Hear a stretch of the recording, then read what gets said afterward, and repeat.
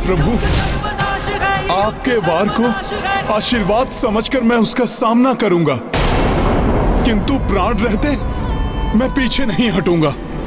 आप मुझ पर कीजिए वार। यही हठ है तुम्हारा, तो मेरा वार नहीं रुकेगा। महादेव के प्रहार का ना तो उत्तर दे रहे हैं और ना ही प्रतिरोध कर रहे हैं, फिर भी महादेव निरंतर वार किए ही जा रहे हैं। मैं राम सेना का सेनापति शत्रुघ्न ये और नहीं होने दूंगा। तुम समझ गए हो कि युद्ध के अतिरिक्त कोई और विकल्प नहीं है। उचित है, खड़े हो जाओ और युद्ध करो।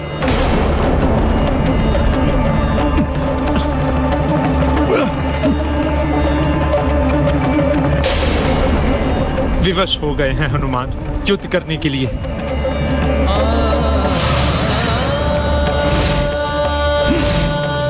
ये हनुमान जी कहां जा रहे हैं? प्रभु, अब आप प्रहार कीजिए। अब आपके प्रहार से किसी को कोई क्षति नहीं पहुंचेगी। पर्वत शिलाएं उस प्रभाव को रोक लेंगी। तुम अब भी वार का उत्तर नहीं दोगे। प्रभु, सूर्य को दीपक से नहीं जलाया जा सकता।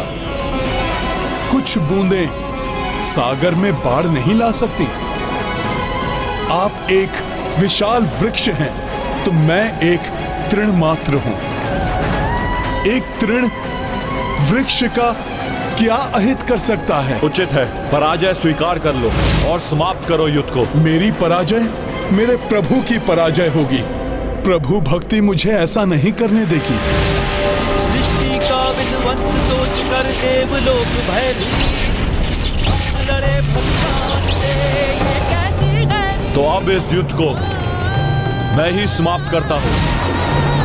महादेव अपने त्रिशूल में महाशक्ति का आह्वान कर रहे हैं। प्राण घातक हो सकती है। संसार के संकट मोचन महासंकट, कहीं हनुमान के प्राण। हनुमान जी का कोई अहित नहीं होना चाहिए।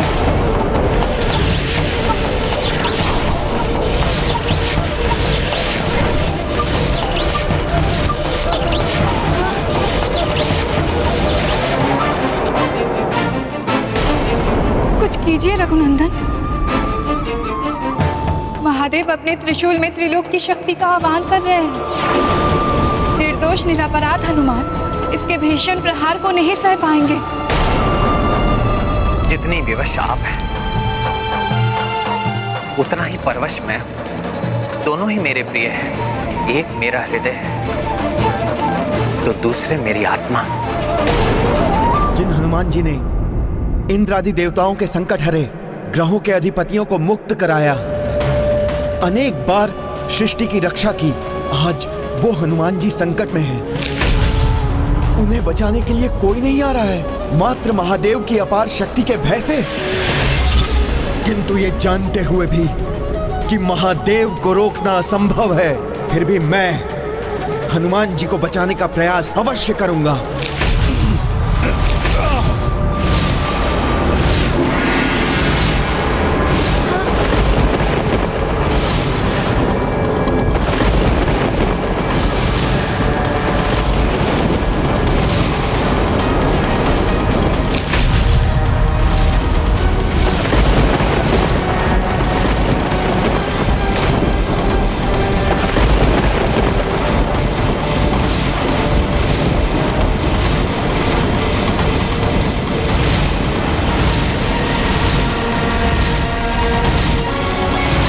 प्रकृति में विचलन, आकाश में उड़ते मेघों के बवंडर,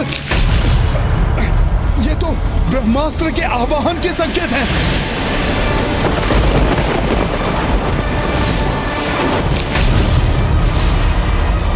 शत्रुघ्न भैया ब्रह्मास्त्र का आवाहन कर रहे हैं।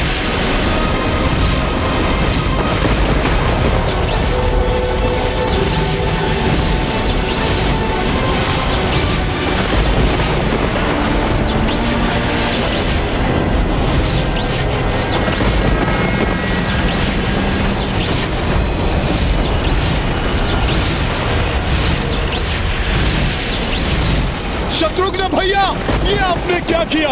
आपको ब्रह्मास्त्र का आवाहन नहीं करना चाहिए था।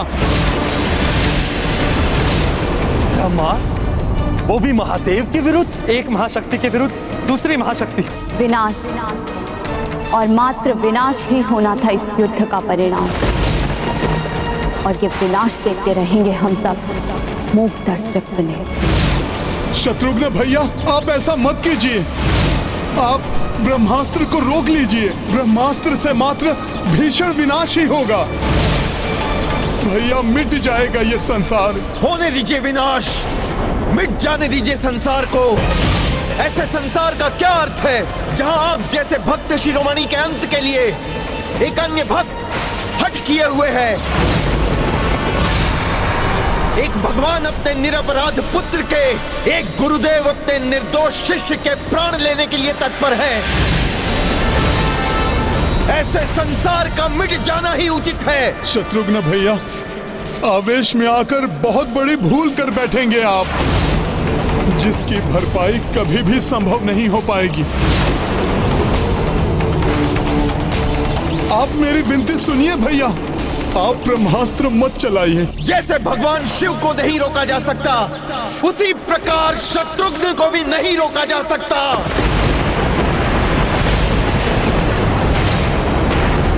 क्षमा महादेव, इसके अतिरिक्त अन्य कोई विकल्प नहीं दिखाई दे रहा है इस युद्ध को रोकने के लिए।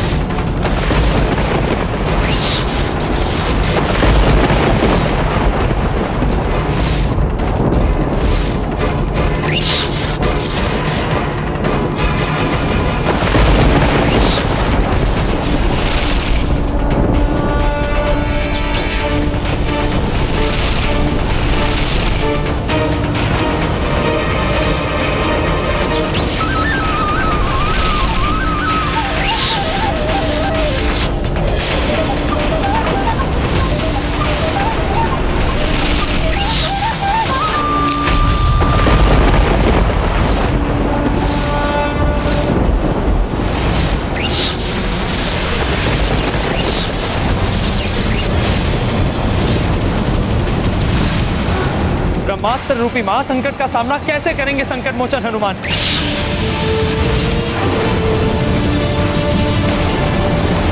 प्रभु, रक्षा कीजिए हनुमान जी की। ब्रह्मास्त्र है ये, घातक आघात करके ही रहेगा।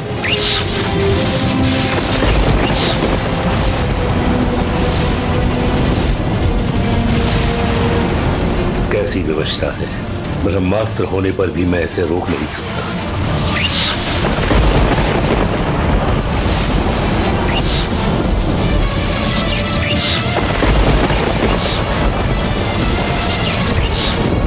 अपनी देह पर सहूंगा ब्रह्मास्त्र का प्रहार।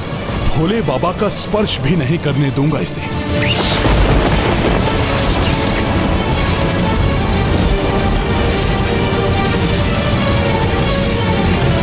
प्रभु, ये कैसी परीक्षा है हनुमान की? महादेव के प्रहारों को सहन करने वाला हनुमान अब महादेव पर किए गए वार को अपने ऊपर लेने के लिए प्रस्तुत हो गया है।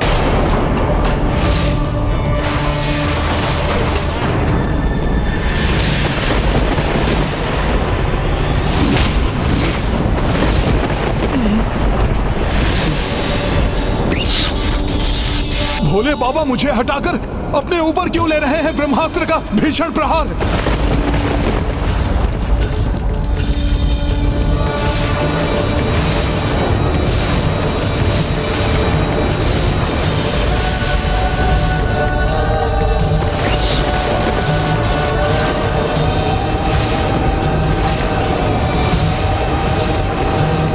प्रभु,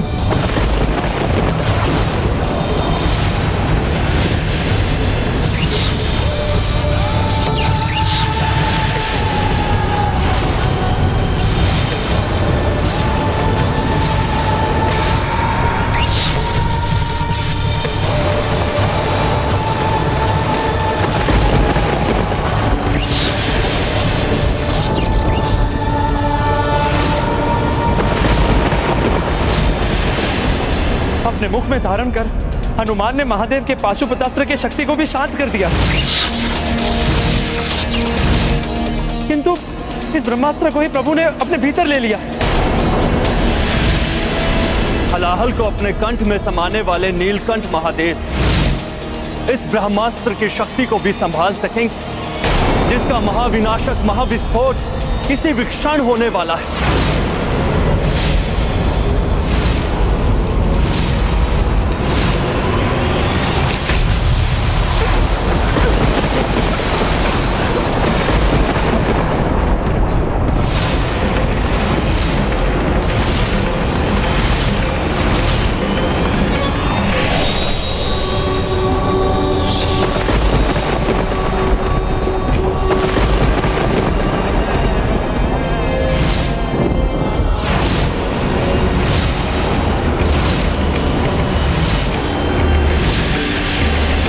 अद्भुत! प्रभु महादेव ने नटराज रूप धारण कर ब्रह्मास्त्र के प्रभाव को भी सह लिया। जय जय महादेव, जय जय शिव शंकर, जय जय नटराज।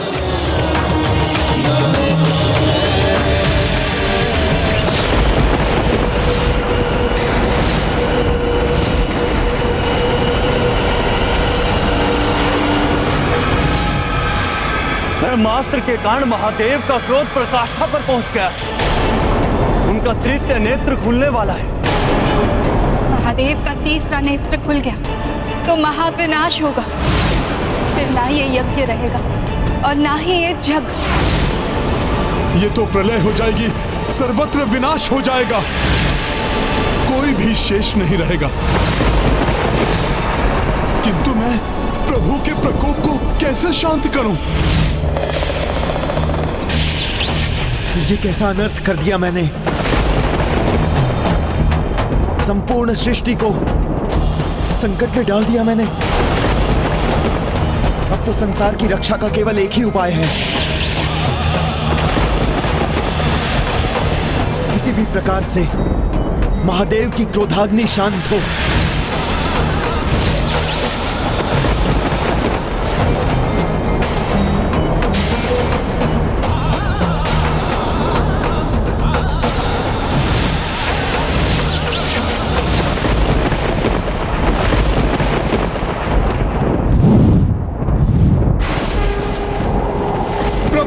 शांत हो जाइए।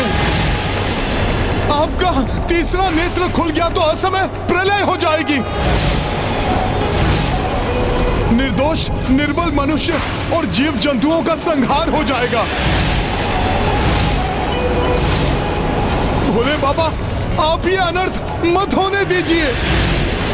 शांत हो जाइए भोले बाबा।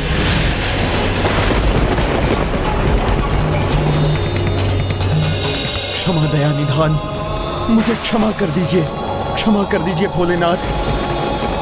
आपका दोषी मैं हूं, मैं ही हूं जिसने आपके ऊपर ब्रह्मास्त्र चलाने का दुस्साहस किया है। उसका दंड दीजिए मुझे, विलग कर दीजिए मेरी देह से मेरे प्राण। अग्नि में भस्म कर दीजिए मुझे, किंतु इस सृष्टि को विनाश के मुख पर मत डालिए, मत डालिए प्रभु, मत डालिए। दया कीजिए प्रभु, दया कीजिए। हे महादेव, हे परमात्मा, दया कीजिए।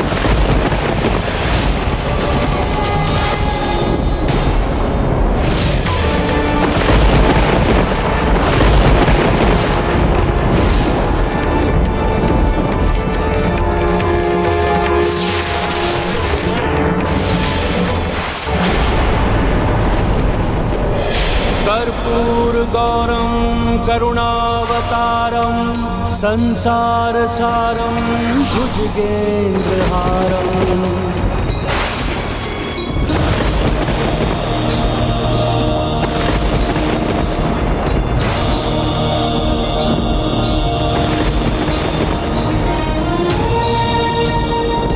कर्पूरगौरं करुणावतारं संसारसारं भुजगेन्द्रहारम्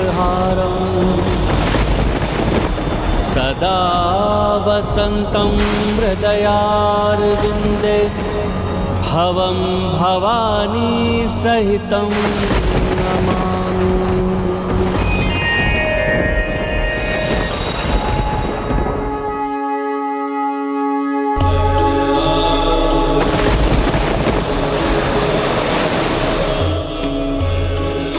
प्रभु श्री राम, आपने स्वयं यहाँ आकर मुझे धन्य कर दिया।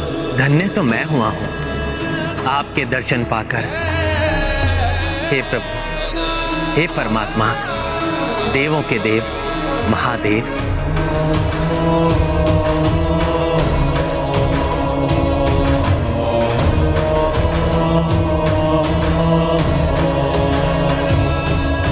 रघुवंशी राम को देखकर महादेव का क्रोध शांत कैसे हो गया? कुछ भी हो, मेरी रक्षा का वरदान दिया है उन्होंने, वो तो उन्हें पूर्ण करना ही होगा। प्रभु महादेव के हृदय में उनके इष्ट प्रभु श्री राम का वास है, इसलिए उनके हृदय में धधकती क्रोधाग्नि को प्रभु श्री राम ही शांत कर सकते हैं। आपका आदेश हो तो मैं अभी ये युद्ध रोकता हूं मेरे प्रभु, मेरे इष्ट। नहीं नहीं प्रभु, आप ये कैसे कर सकते हैं? ये युद्ध रुक नहीं सकता प्रभु, नहीं रुक सकता। आपके इष्ट का आगमन हुआ तो आप मेरी रक्षा नहीं करेंगे प्रभु? भक्त से अधिक महत्व देंगे अपने इष्ट को? तो प्रभु मेरी ये भक्ति निष्फल हो गई, व्यर्थ हो गई मेरी भक्ति प्रभु। आपकी भक्ति व्यर्थ नहीं हुई महाराज वीरमणि, मैं तो आपके ही साथ था, अब भी हूं।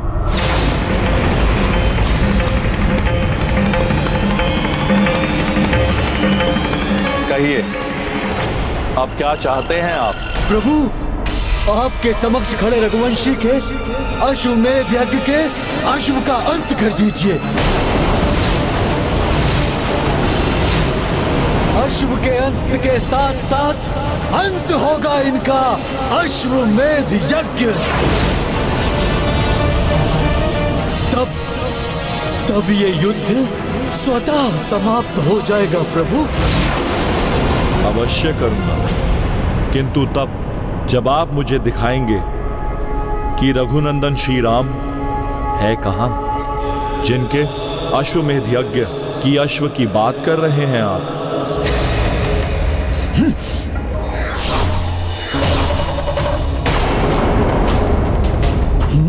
ये तो स्वयं महादेव हैं, किंतु प्रभु महादेव तो वहां थे।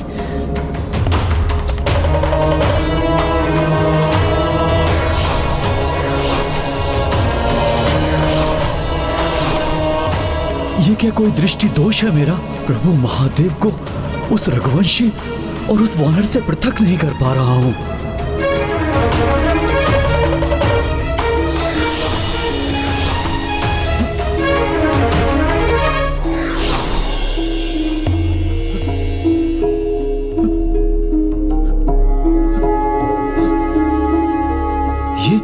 ये कैसे संभव है? अपना अहंकार त्याग कर भक्ति की दृष्टि से देखेंगे महाराज वीरमणि, तो यही पाएंगे कि आपके प्रभु श्री राम ही के प्रभु शिव हैं और शिव ही राम हैं। हम दोनों का ही सम्मिलित रूप है हनुमान। अब कहो, अपने किस रूप से युद्ध करूं मैं?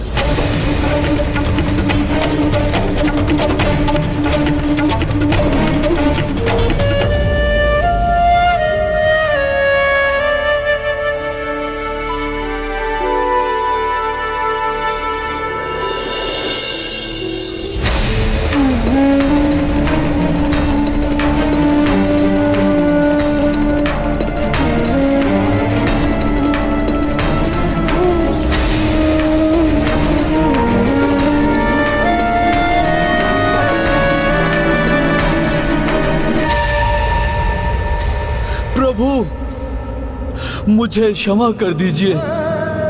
मुझसे बहुत बड़ी भूल हो गई। मैं प्रभु शिव जी को प्रभु श्री राम से पृथक समझने की भूल कर बैठा। प्रभु, मैं महामूर्ख हूं। मैं अपने आप को महान भक्त समझता था प्रभु, किंतु जो भक्त प्रभु श्री राम को आपसे, महादेव से पृथक समझे, वो भक्त नहीं है प्रभु। वो तो मूर्खता का प्रतीक है, प्रभु। उठिए महाराज वीरमणि।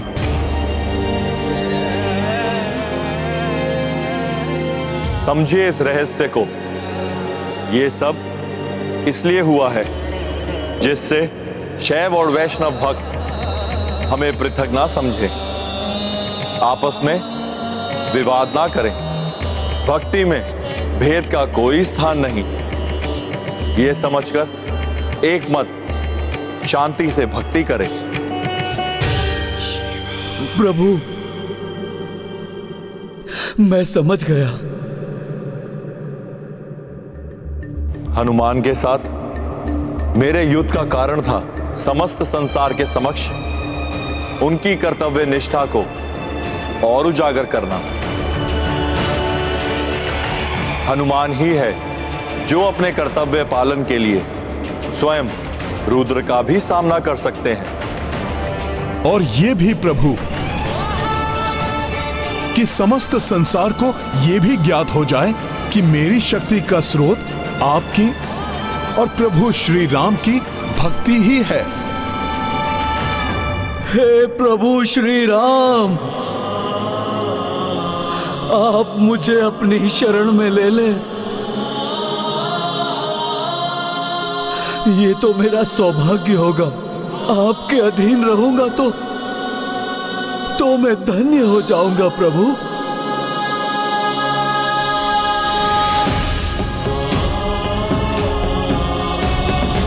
प्रभु श्री राम, हे प्रभु श्री राम, क्या आप मुझे अपने अधीन स्वीकार करेंगे प्रभु? उठिए राजन।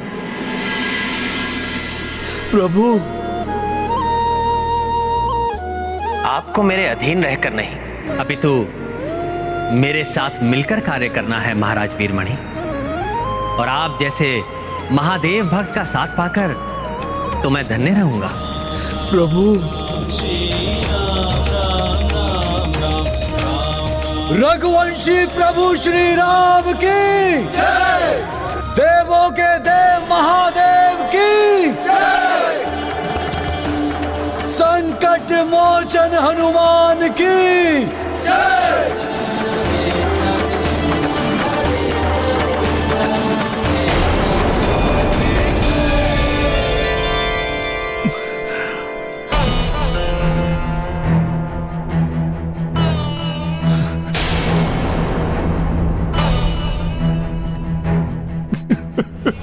ये हनुमान को अचानक क्या हो गया? क्या हुआ हनुमान जी? आप विलाप क्यों कर रहे हैं? प्रभु श्री राम, प्रभु आपको स्वयं यहाँ आकर यज्ञ संपन्न होने के पूर्व वहां से नहीं उठने का वचन भंग करना पड़ा आपको, क्योंकि मैं यज्ञ के अश्व और सेना को सुरक्षित रखने का वचन नहीं निभा पाया। आपके कार्य में असफल हुआ हूं मैं। प्रभु, आप इसका अत्यंत कठोर दंड दीजिए मुझे। मेरे प्राण हर लीजिए प्रभु आप। प्रभु मेरे प्राण हर लीजिए।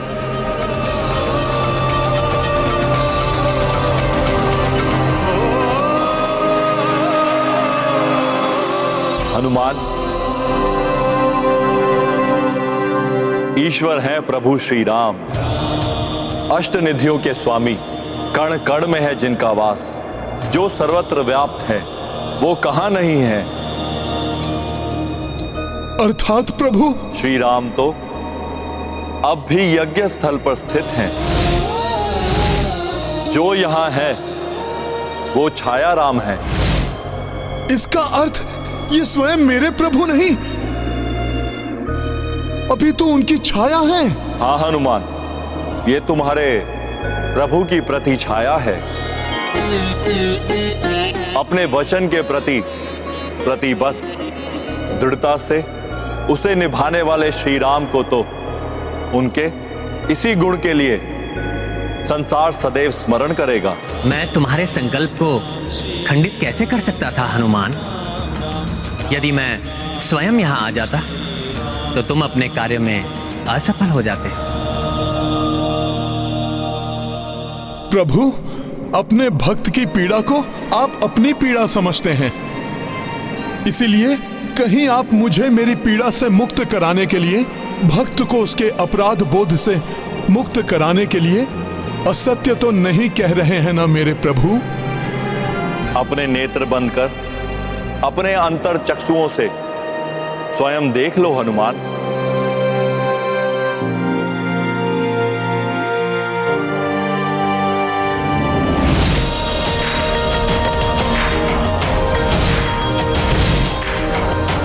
प्रणाम प्रभु।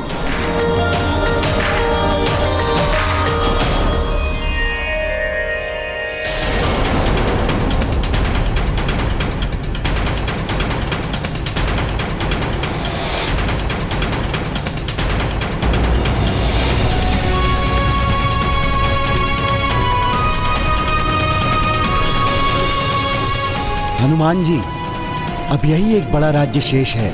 इसके पश्चात ये दिग्विजय यात्रा संपन्न हो जाएगी। सुमत जी, तब तो गति में वृद्धि कर हमें शीघ्रता से आगे बढ़ना चाहिए, जिससे शीघ्र अतिशीघ्र संपूर्ण विश्व में राम राज्य की स्थापना हो जाए।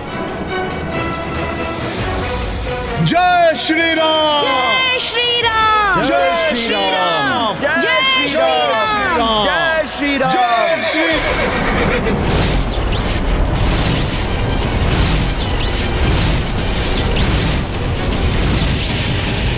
अश्व को बांधने का दुस्साहस किसने किया?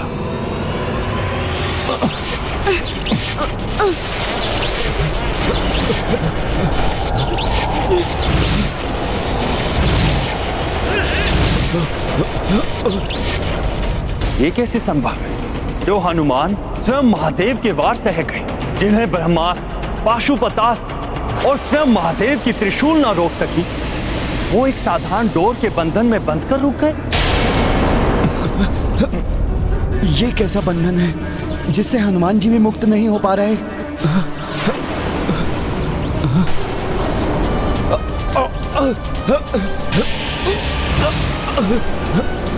हमारे साथ समस्त सेना भी बंदी बनी हुई है। किसका कृत्य है ये?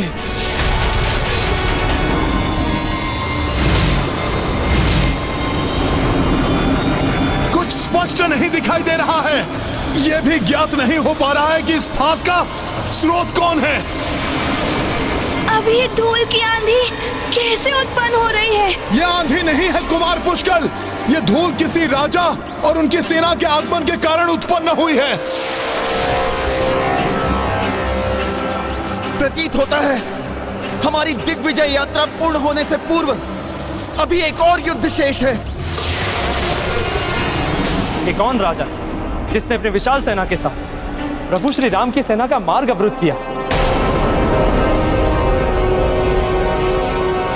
कौन है आप जिन्होंने प्रभु श्री राम के अश्वमेध यज्ञ के अश्व को रोकने का दुस्साहस किया है? मैं हूं महाराज सुरथ।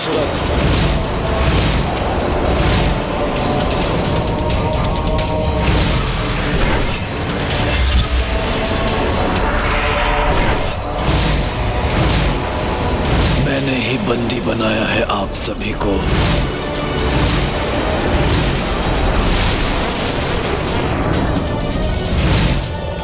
ये कैसे संभव है? ये वृद्ध राजा जो चल भी इतनी कठिनाई के साथ रहे हैं, हमें बंदी बनाने में कैसे सक्षम हुए?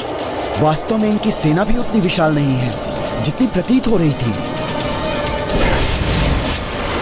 ऐसी वृद्धावस्था में आप ऐसा दुस्साहस क्यों कर रहे हैं महाराज? राम सेना को रोका है आपने, वो भी सेना की इतनी लघु टुकड़ी के साथ। वो राम सेना जिसे देवी की शक्ति रूपी वो पर्वतों का, प्रभु महादेव के त्रिशूल का, यहाँ तक कि स्वयं महादेव का सामना किया। इस जगत में सबसे शक्तिशाली योद्धा हनुमान जी के साथ अनेक शूरवीरों से परिपूर्ण अत्यंत प्रतापी सेना है ये। इस सेना से युद्ध करेंगे आप? तुम बोल रहे हो बालक, जिस महाप्रतापी सेना का बखान कर रहे हो तुम, इस समय महापराक्रमी महावीर हनुमान सहित तुम्हारी पूरी सेना मेरे बंधन में है। ये आपकी शक्ति नहीं हो सकती, अवश्य किसी माया का प्रयोग कर रहे हैं आप। ये माया नहीं है बालक, ये शक्ति ही है। वही शक्ति जो आपकी पहचान है महाबली हनुमान, प्रभु श्री राम की भक्ति की शक्ति।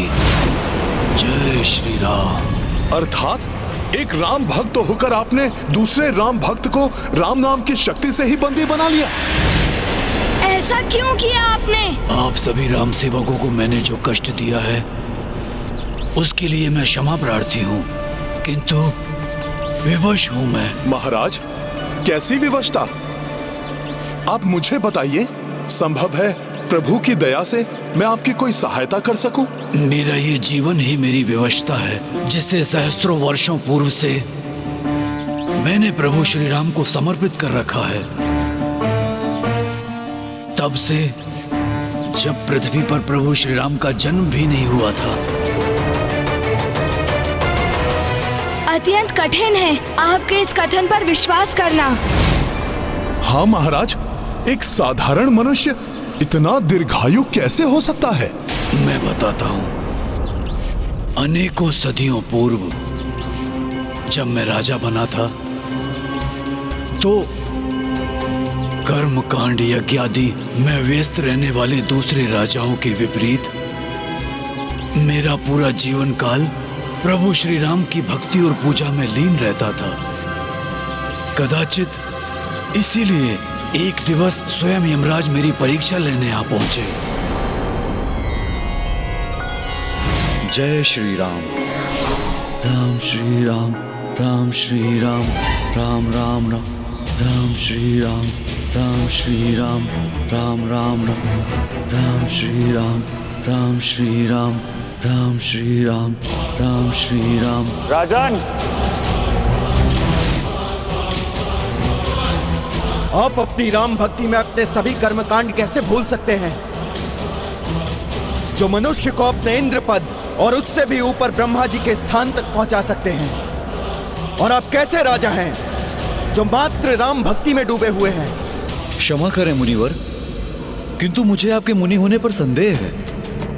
कैसे मुनि हैं आप जो राम भक्ति के मर्म को नहीं जानते, ये भी नहीं जानते कि छिन जाता है इंद्र पद, कल्पांत में ब्रह्मा जी भी दूसरे हो जाते हैं, किंतु जिसके साथ राम भक्ति है उसका कभी पद नहीं छिनता। राम भक्त सदैव प्रभु चरणों में सदगति प्राप्त करता है। इसलिए मेरे लिए राम भक्ति सर्वोच्च थी, है और सदैव रहेगी।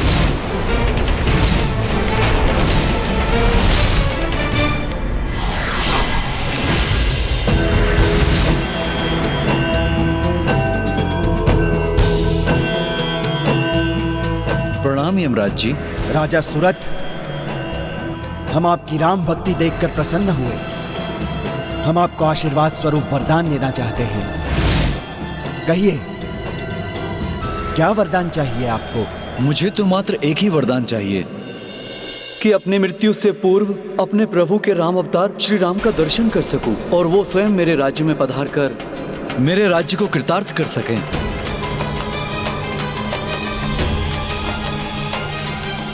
तथास्तु। तब से आज तक सहस्त्रों वर्षों से प्रभु श्री राम के दर्शन की लालसा में मैं अपनी इस देह के बोझ को ढो रहा हूं। प्रतिदिन इसी आशा के साथ दिवस प्रारंभ करता हूं कि आज प्रभु के दर्शन पाकर मृत्यु को प्राप्त करूंगा, किंतु ऐसा नहीं हुआ।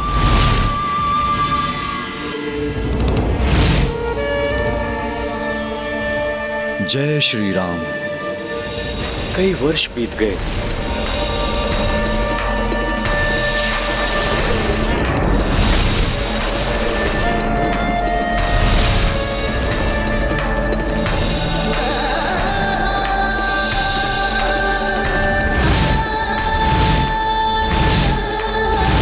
कदाचित मेरी भक्ति में ही कोई कमी रह गई है। किंतु हमें बंदी बनाकर राम काज में बाधा डालना ये तो अनुचित है महाराज। अनुचित है तो भी अब मैं कुछ करने में असमर्थ हूँ। अब ये राम नाम का बंधन तो प्रभु श्री राम के स्पर्श से ही खुलेगा। प्रभु श्री राम को यहाँ आना ही होगा और राम भक्त हनुमान आप बुलाएंगे उन्हें यहाँ। प्रतीक्षा करते करते क्लांत हो गया हूँ मैं। वृद्ध देह को ढोने का कष्ट आप नहीं समझेंगे महाबली हनुमान। असहनीय हो गया है अब ये कष्ट। शीघ्र इससे मुक्त होना चाहता हूँ। हे महानतम राम भक्त हनुमान, इस तुच्छ राम भक्त की सहायता कीजिए। आप ही मेरे वरदान को मेरा अभिशाप बनने से रोक सकते हैं। जो यहाँ है वो छाया राम है। हाँ हनुमान, ये तुम्हारे प्रभु की प्रति छाया है।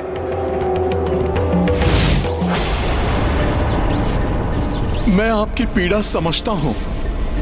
मैं आपकी सहायता करने का प्रयास अवश्य करूंगा।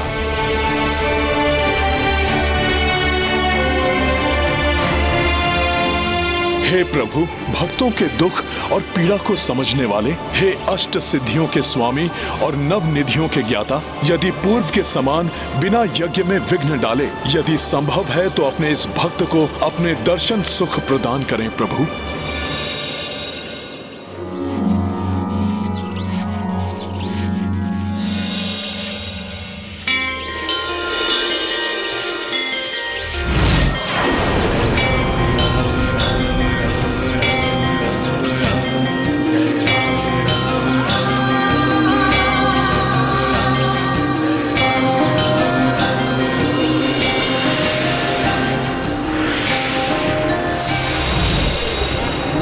मैं तो आपके दर्शन के पश्चात मृत्यु की कामना करता था प्रभु। ये युवावस्था कैसे प्राप्त हो गई? प्रभु के दर्शन पाकर तो मूर्छित में भी प्राण आ जाते हैं राजन। फिर आपके प्राणों को कोई क्षति कैसे पहुंच सकती थी भला? आप जैसे भक्त के बिना राम राज्य कैसे संभव है राजन? राम राज्य के प्रचार के लिए अभी आपको और जीवित रहना है।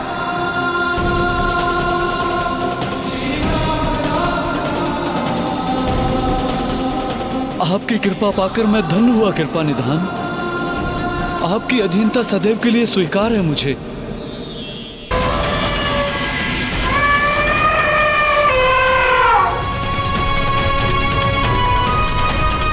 पुत्र राम, प्रथम दिग्विजय यात्रा पूर्ण होने को है। भ्राता लक्ष्मण, भरत, यज्ञ पूर्ण आहुति एवं हनुमान सहित सेना के स्वागत के समस्त प्रबंध शीघ्र कीजिए।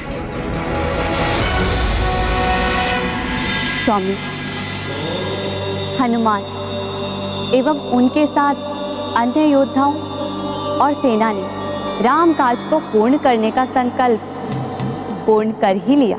हाँ देवेश्वरी, प्रभु श्री राम के इस प्रथम अश्वमेध यज्ञ में हनुमान के पराक्रम के कारण सभी प्रमुख भूपतियों ने तो श्री राम की अधीनतम स्वीकार की।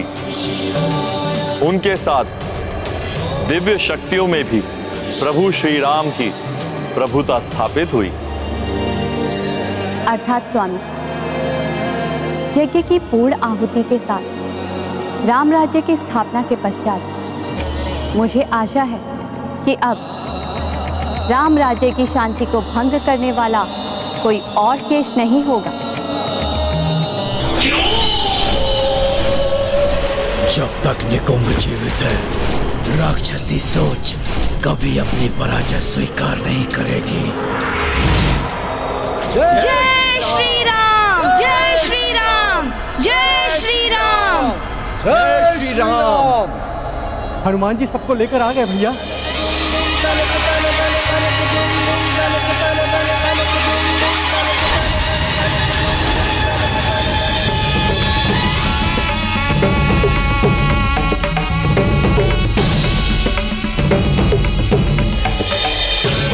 प्रभु श्री राम की, प्रभु श्री राम की, प्रभु श्री राम की, प्रभु श्री राम की।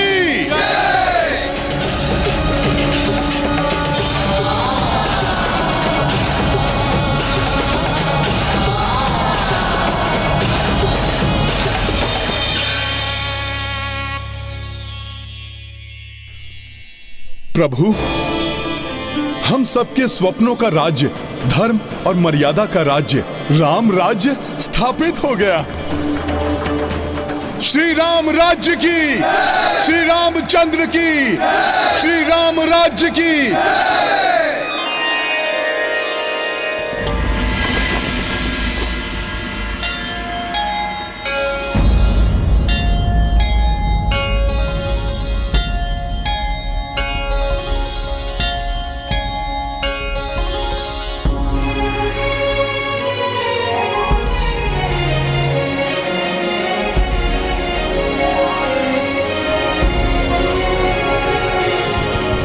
महाराज राम, आज से आप चक्रवर्ती सम्राट हुए।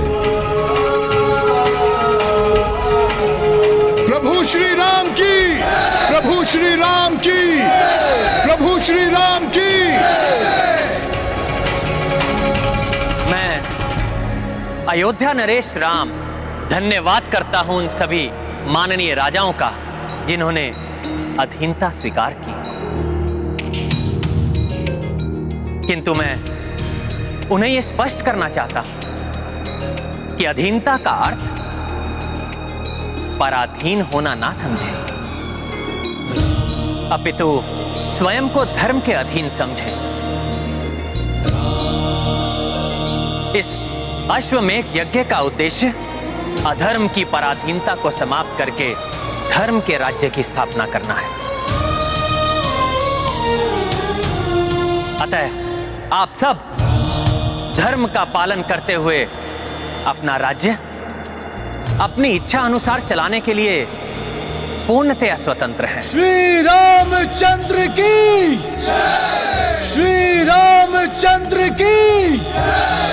मैं अपने अनुज शत्रुघ्न का भी धन्यवाद करता हूं जिन्होंने इस अभियान का नेतृत्व बड़े विवेक और वीरता के साथ संभाला एवं अपने दायित्व का भलीभांति निर्वहन किया।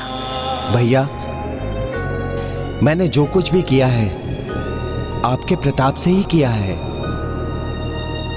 मैं कुमार पुष्कल का भी धन्यवाद करता हूं। संपूर्ण यात्रा में अनेकों बाधाएं आई, किंतु कुमार पुष्कल ने बड़ी वीरता और अधिकता के साथ उसका सामना किया एवं अपने सहयोगियों की सहायता से उन बाधाओं पर विजय प्राप्त की। और मैं अपनी सेना के उन वीर सेनानियों का भी आभारी हूं जिन्होंने पग पग पर आने वाली कठिनाइयों को सहते हुए धूप, वर्षा एवं प्राकृतिक आपदाओं एवं आसुरी विपत्तियों का सामना करते हुए भी इस अभियान को पूर्ण किया। अब उनके बारे में क्या कहूं, जिनके कार्यों की व्याख्या करने के लिए वर्णमाला में अक्षर भी कम पड़ जाए, जो मेरे अभिन्न सखा, अनुपम सेवक एवं श्रेष्ठतम भक्त हैं। उनके बिना तो राम काज कभी पूर्ण ही नहीं हो सकता।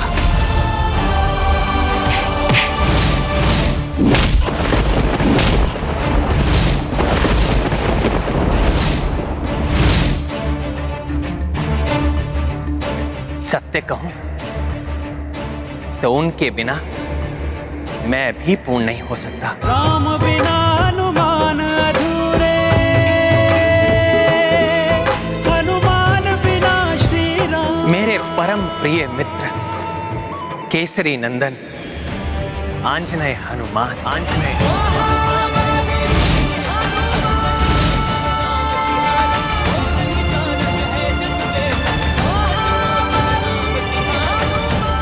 भक्त शिरोमणि हनुमान की, रामदूत हनुमान की, संकट मोचन महाबली हनुमान की।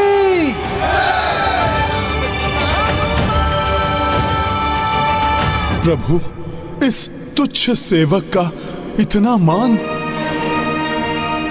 प्रभु, सत्य तो यह है कि हनुमान की संपूर्ण शक्ति आप ही की भक्ति है। हनुमान का बल है आपका राम नाम, हनुमान के प्राण है आपका श्री विग्रह, जिसका मेरे हृदय में वास है, जिसने बड़ी से बड़ी आपदाओं का सामना करके भी मेरे प्राणों की रक्षा की। प्रभु, राम से ही तो हनुमान है। जहां राम नाम नहीं वहां हनुमान भी नहीं।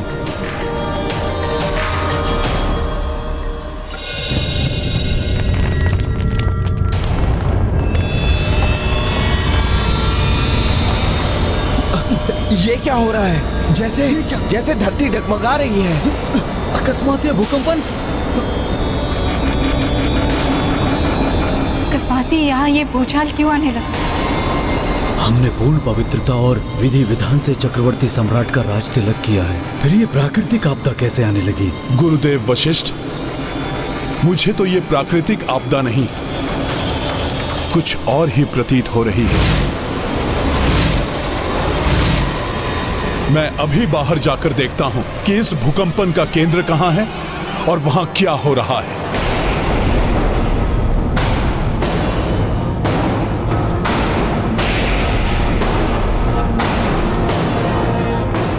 जय श्री राम।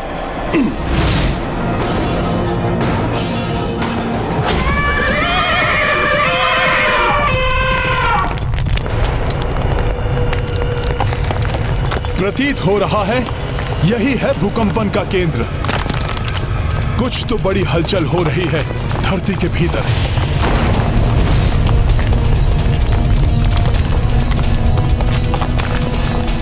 क्या हुआ हनुमान जी? क्या है यहाँ? कहीं कोई आसुर शक्ति तो नहीं जो पाताल लोक से यहाँ चली आई? कुछ तो है लक्ष्मण भैया जो बाहर आने को आतुर है।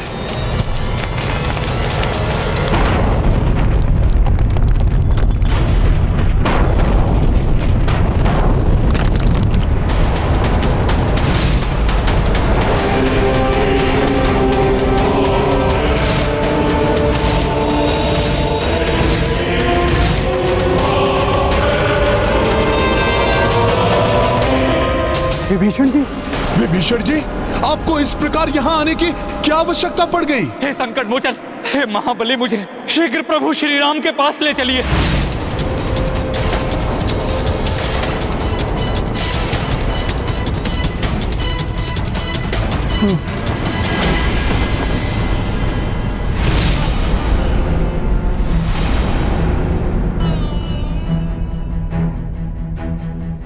विभीषण जी, प्रभु श्री राम ने आपको भ्राता समान ही माना है। आप प्रभु के श्रेष्ठ भक्त भी हैं, फिर आपको प्रभु से कैसा संकोच? विभीषण जी, आपकी जो भी दुविधा है शीश उठाकर निसंकोच कहिए। जो राजा अपनी प्रजा को संकट में छोड़कर चला आया हो,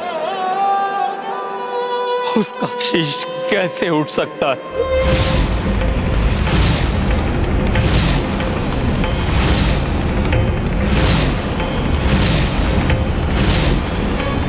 अर्थात लंका पर कोई संकट आया है विभीषण जी? हाँ प्रभु, लंका अब आपके अधीन नहीं रही।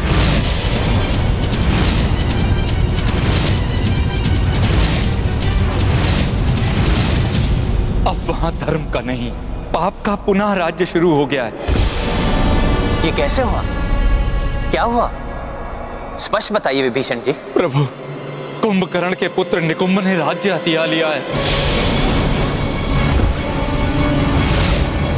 और मुझे। निकुंभ ने? हाँ हनुमान, और मुझे कायरों की भांति वहां से पलायन करके यहाँ। परिस्थिति को भांपकर यदि कोई राजा दूसरे राजा से सहायता मांगता है तो उसे कायर नहीं, बुद्धिमान कहते हैं। कम सामर्थ्य होकर भी वहीं रहकर सामना करने वाला मूर्ख तो होता ही है, और उसकी मूर्खता के कारण वो अपने और अपनी प्रजा दोनों के प्राण संकट में डाल लेता है। किंतु निकुंभ ये कैसे कर सकता है? उसे तो हनुमान जी ने युद्ध में मार दिया था और अंतरिक्ष की अतल गहराइयों में फेंक दिया था। निकुंभ को वरदान प्राप्त है कि वो किसी भी प्रकार मृत्यु को प्राप्त नहीं हो सकता। जब तक उसका शीश उसके धड़ से विलग ना हो जाए तब तक वो बार बार अधिशक्तिशाली बनकर सामने आएगा। उसकी माता ने भी उसकी सहायता की। उसकी माता अर्थात कुंभकर्ण की पत्नी? हाँ हनुमान, अपनी माता के उकसाने पर वो सीधे लंका चला आया। उसकी माता भी उसके साथ थी।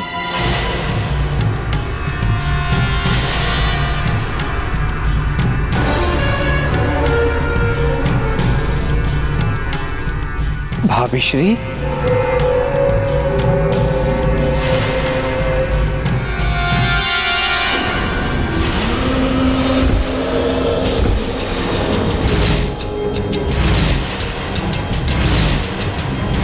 क्या हुआ?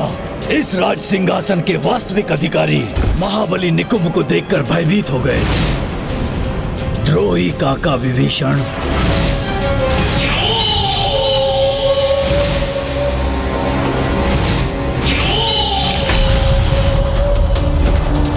निकुंभ, तुम्हारा यह दुस्साहस! सैनिकों, बंदी बना लो इसे।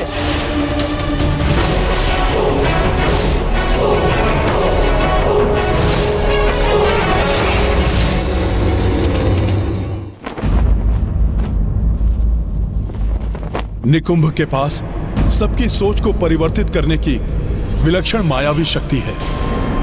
वो इसी शक्ति से संसार में राक्षसी सोच का विस्तार करना चाहता है। महाराज सुमद के राज्य में तो उसने अपनी इस शक्ति से सबको ही निद्रा मग्न कर दिया था। मैं भी शीघ्र ही समझ गया था कि उसने अपनी माया से सबकी बुद्धि को भ्रमित कर दिया। अतः मैंने शीघ्र ही अपनी तलवार निकाली, किंतु उसने अपनी मायावी शक्ति से मुझे निहत्था कर दिया और बार बार मायावी शक्ति का प्रहार किया।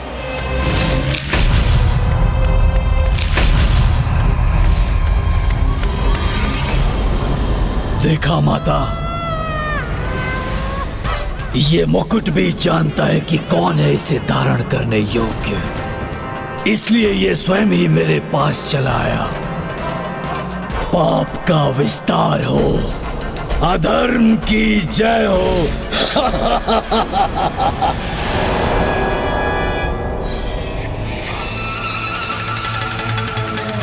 लंका के सबसे बलवान महाबली कुंभकर्ण के पुत्र हो तुम निकुंभ, इसलिए यहाँ के राजा बनने योग्य मात्र तुम ही हो। विभीषण जैसा कुलघाती नहीं।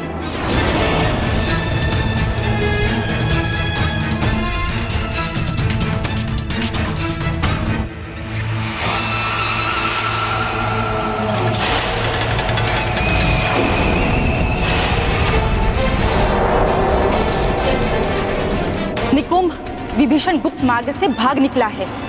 यदि वो पुनः राम से जा मिला तो अनर्थ हो जाएगा। मैं तो आपकी शरण में सुरक्षित हूं प्रभु, किंतु लंका में निकुंभ न जाने क्या क्या मेरी परिवार और प्रजा पर अत्याचार करेगा।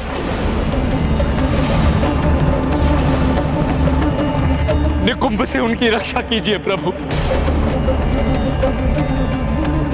महापापी है निकुंभ।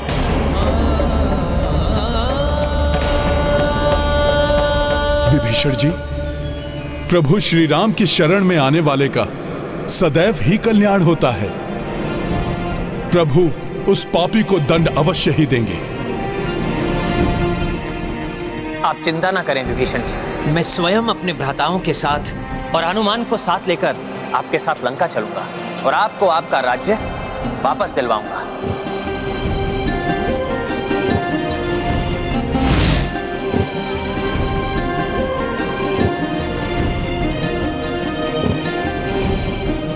निकुंभ ने स्वयं ही आमंत्रण दिया है अपनी मृत्यु को।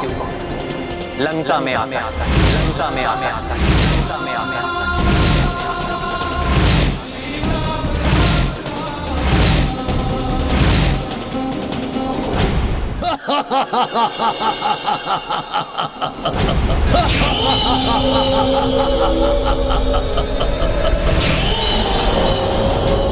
लंका राक्षसों की थी और सदैव रहेगी। राक्षसों का संहारक राम हमारा शत्रु है। उसकी अधीनता हम कैसे स्वीकार कर सकते हैं? कभी नहीं।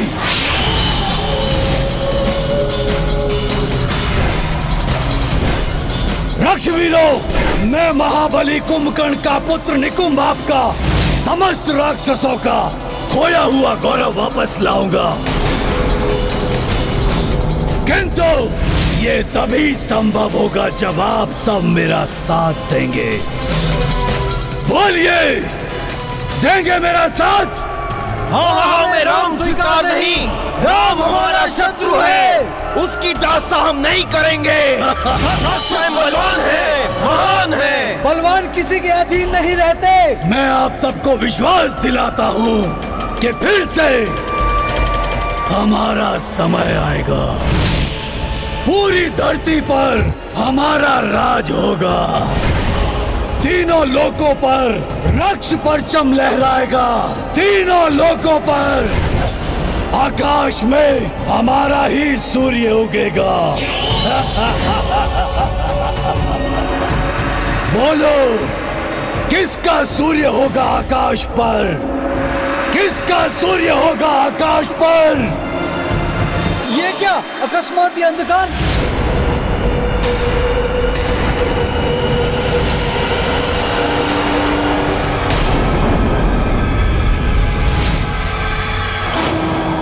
अब कौन आ गया यहाँ?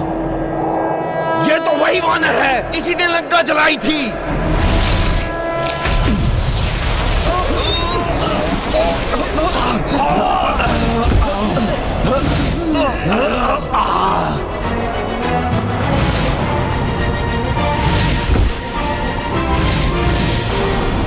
हनुमान!